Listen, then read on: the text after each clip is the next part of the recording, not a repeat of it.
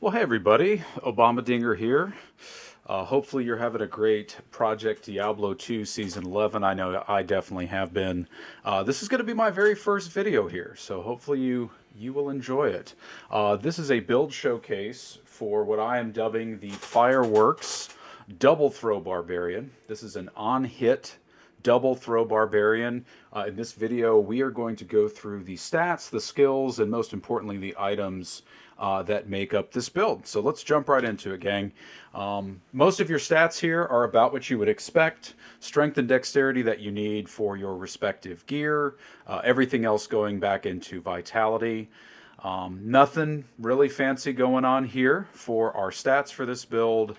Skills for it are again also very straightforward. We're going to be maxing Frenzy and maxing Double Throw for this build. Under the Warcry tree, we're going to get all the way down to Battle Command, max that. And then under Combat Masteries, we're going to master Throwing Mastery. I like to put 1 point into General Mastery just to help a little bit with that chance to hit, because we will be using Frenzy in this build. The rest of our normal prerequisites in the mastery tree, and then I like to put the rest of my points into deep wounds. So getting into some of the gear for this build, I do want to say that there's likely some other double throw builds out there that will in fact clear things faster, but the joy of this build is that it is an on-hit double throw barbarian. And getting into some of the items that are needed for this build, I'm going to kind of layer them in. And the reason I'm going to layer them in is because if I show you them all at once, it's really difficult to tell what's going on. So kind of looking at our stats here and our items, let's start with the charms. I like to layer in a ton of poison damage charms into this setup. This build does physical magic, magic and poison damage. So lots of small charms here with bonus poison damage, a couple of the grand charms that are set up like that. The rest of what you're going to need in your charms on this are just to help with your resistances. So some small charms with cold resist, some of them have some additional poison damage. We do have an Annihilus here, a Barbarian Torch, and I have a couple of all-res grand charms. Getting into the rest of the items for this particular build, we'll talk through what we have equipped here, then I'll layer on my items and kind of give you the details. So if you've seen some of the other double throw barbarians this season, everybody seems to be chasing these enhanced damage GG throwing weapons. I've got a couple here, really nice high enhanced damage, great bonus to attack rating, all that good stuff. But this build focuses on hit, on striking procs. At the core of this build, a couple of items are definitely mandatory. Atmoscarab, this is probably no surprise. Mine has that nice 11% chance to pierce corruption on it, but really we need this for the amplified damage. We will be doing a ton of physical damage, not just from our attacks, but from our on-hit procs. Gore Rider boots here, again, probably not a surprise. It is really nice if you can get that mana per kill corruption on this. The one thing about this build, because the items focus so heavily on stacking that on-striking procs, it can be really challenging to solve for the mana management in this build. One thing that I have found that works really well to help with that is making a Wisdom in a Barbarian helmet. Wisdom basically does everything we need for this build to get it up and running. And I happen to have a really nice Carnage helm here, +3 double throw, +3 frenzy, and it has Grimward on there in case I want to give myself a little bit more of a damage buff. That 33% chance to pierce comes in handy. Bonus attack rating gives us mana stolen per hit, additional mana after each kill, and it gives us that cannot be frozen, which is really hard to get anywhere else in this build. I guess you could get it on your amulet, but this is very low to the ground. Politheld, pretty easy to get together. Big fan of Sigurd's Staunch on this build for a couple of reasons. That 20% chance of crushing blow really does come in handy, and I really like that 10% increased maximum life. So let's actually get into the pieces of this build that really make it shine. The first thing you're going to need for your chest piece is actually the principal rune word. Now this is the Paladin chest piece. It does give us a nice little bump with the damage to demons and damage undead, so it's kind of like a low budget Chains of Honor in that sense. All that bonus life definitely comes in handy. That maximum poison resist and fire resist also comes in handy as well. But really the thing we're looking at here, guys, is the 75% chance to cast level 25 Holy Bolt on striking. A level 25 Holy Bolt does about 180 to 220 damage a proc. And as I layer in the items that make up this build, we're going to start with this. And we're going to use my two weapons here to kind of showcase the particle effects that come along with the fireworks for this. So I'm going to pop open the cow level, go ahead and pre-buff here. And we'll throw a little bit here. As you can see, even a very small pack of cows, just a couple of throws, and the Holy Bolts are absolutely just churning out. So this is kind of step one of this. And as we layer in the rest of the on-hit effects here, you'll understand why I did it this way. Next thing we're going to need is not just one Carrion Wind, but two. So we have two Carrion Winds. And of course here, we're not just looking at the 8% chance to cast level 30 Twister, which that does add, 260 to 300 damage a proc, so that's nice. This also gives us our lifesteal that we need in this build, and it's really nice that we're getting faster run walk on each of these. I'm also a big fan of summoning the Poison Creeper. Given all the additional poison damage that I have from my charms, it's kind of nice to get that little bump. So we'll give this a bit of a spin here with both of these equipped. You can kind of see the direction that we're going. Lots of twisters, tons of Holy Bolt every time we throw. The next thing we're going to need for this is the Hellmouth War Gauntlets, which you might be running around with a pair of these on Conviction Pally or something like that. Maybe you have a Flame Bellow, double Flame Bellow Whirlwind Barbarian, something like that.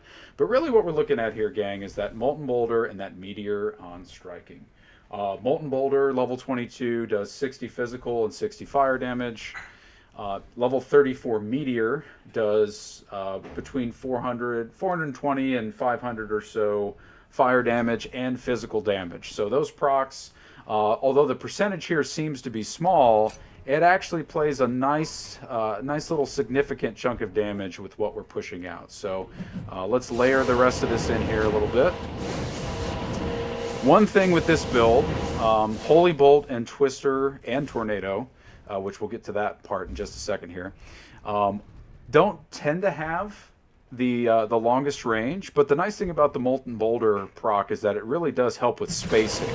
So even if you get right on top of them, you're probably going to get enough Molten Boulder procs that you will push the enemies back. I know sometimes it's nice to have knockback in a double throw build because it just helps with keeping the enemies off of you. But as you can see here, just a couple of throws and there are multiple procs of Molten Boulder. Of course, Holy Bolt pretty much casts multiple times every single throw. We see the twisters coming out. Fun stuff, right? Well, we're not done. If you've had a chance to make a double throw Barbarian, you might be thinking that maybe the weapons for this are War Shrikes, which can be fun. But I don't have two War Shrikes. Instead, I have two Winds. So just looking at the rune cost for this build, we're looking at 2 Sur runes, not too expensive, 1 Gull, and a Pole rune, and that's all you need to get the rune word set up for this. So let's look at Wind for just a second here. Wind gives us a very nice bump to our faster run walk, which really helps with mapping speed, just moving around there. We get life per kill. One of the things with this build that can be challenging is actually our chance to hit.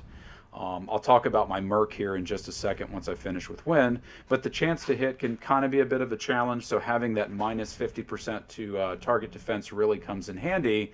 But right in the center there, gang, we've got the level 35 Tornado and level 35 Twister.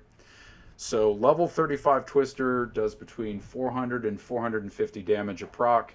Tornado does between 700 and 800. So when you layer all of this together, you really just have an absolute churning of on-hit effects, particle effects everywhere, or as I like to call it, fireworks. Now the damage on this build actually works out very well. I've done a ton of mapping with this. Very safe, very fast. One of the things with this, and I'll get into a map here in a minute to kind of showcase its ability to clear, is you actually don't want to just stand and continue to throw until the pack is dead, because so much of your damage is coming from the on-hit procs that what you want to do is keep moving, and as you target enemies, the procs will continue to go over that wave of enemies, even if you're not actively throwing at them. So as you can see here, I'm turning out a ton of damage without even actively throwing at those enemies. So between the magic damage from the Holy Bolt, the poison damage from the charms, and then the bonus physical damage from the twisters and the tornadoes, it can get pretty darn messy with this build, which is a lot of fun. Last thing to touch base on is the Mercenary for this build. This is a Blessed Aim Act 2 Mercenary, again to assist with that chance to hit issue that this build does have. This being later in the season, mine has some items you don't necessarily need. He's currently using a Pride. That concentration really helps with the bonus attack rating. Bonus damage, of course, comes in handy. He's got a pair of Dracs for the lifesteal. Same thing with Nosferatu's Coil on the belt here. Just an ethereal Duriel's Shell. I might swap this later for a Templar's Might or move it around from one of my other characters. Just some tri-resist boosts here, and then probably the most expensive thing on this is this 3 open-socketed Endariel's Visage, which is nice because, unfortunately, you don't get any bonus attack speed from Pride. So this thing is just decked out with additional attack speed on that. So that helps with him staying alive. One of the nice things about using Principle and having that Holy Bolt, it heals your Merc like crazy. So as long as he is in front of you, you are good to go. You can basically do any map you might want to do with this build. Where I think it really shines the most is in Ancestral Trial. You've got no fire immunes, no magic immunes, and no physical immunes on this map. We're going to run this one a little bit here, and I'll kind of let the build speak for itself. One thing you do want to be careful of if you decide to make this build is you want to be careful if you select a map that has a lot of ranged enemies. And you'll understand why. Once the particle effects really start rolling in a higher density map, it can be extremely hard to tell that you are being hit by the enemies because you will not be able to see anything. So here we are in Ancestral Trial, and I will play this out and you guys can enjoy it.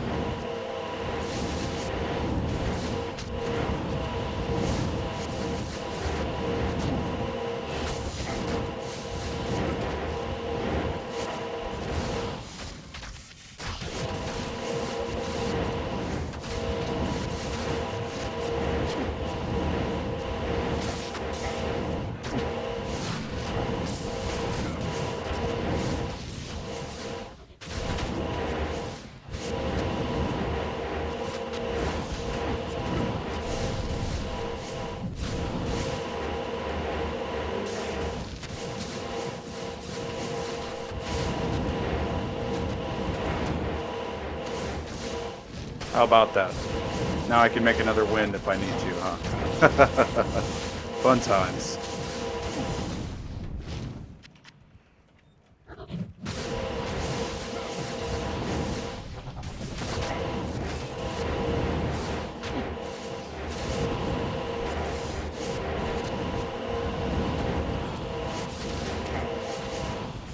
So as you can see here, as I'm kind of moving around, I really don't have to stand still for too long. I just have to make sure that I keep my axes bouncing, and those on-hit procs basically do all the work for me.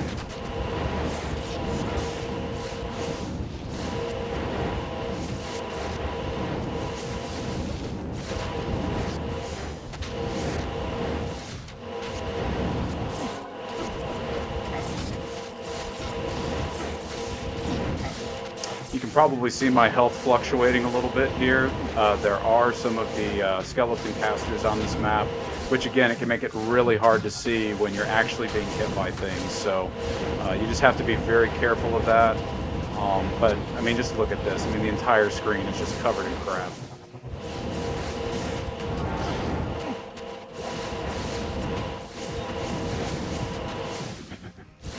I don't think I have found a map that I cannot run this build on. Obviously, some are more efficient than others. Tons of fun if you want to run it on a cow map. The only thing you want to be careful is if you run this in Blood Moon, you may want to take off the Hellmouth, because you will actually disrupt the packs of cows so much with the Molten Boulder that you end up missing a ton of those on-hit procs that you're expecting to have there. Ironically, the Tomb of Zoltanpool is actually my second favorite map to run on this. And if you really want to test how much magic damage and poison you're really putting out with this, Skovo's Stronghold is also another great one that you can run. Even with the amp damage, you won't be able to break the physicals, but you'll never notice it because they're already dead from all the other magic damage and poison that you're putting out on this. This is now, what, my 4th or 5th season of playing Project Diablo 2. This is probably my favorite mapper that I've made so far. Just a ton of fun. Lots of fun to go into a public game, join some guys who are mapping or something like that, and then you just start doing this, which is just a blast. I've had so many people say, what the heck did I just see? What is going on with your Barbarian? Sometimes I tell them, sometimes I never go back to town so they don't get to see the build. I just like to have fun with it. But as you can see here, this thing cruises along pretty quick.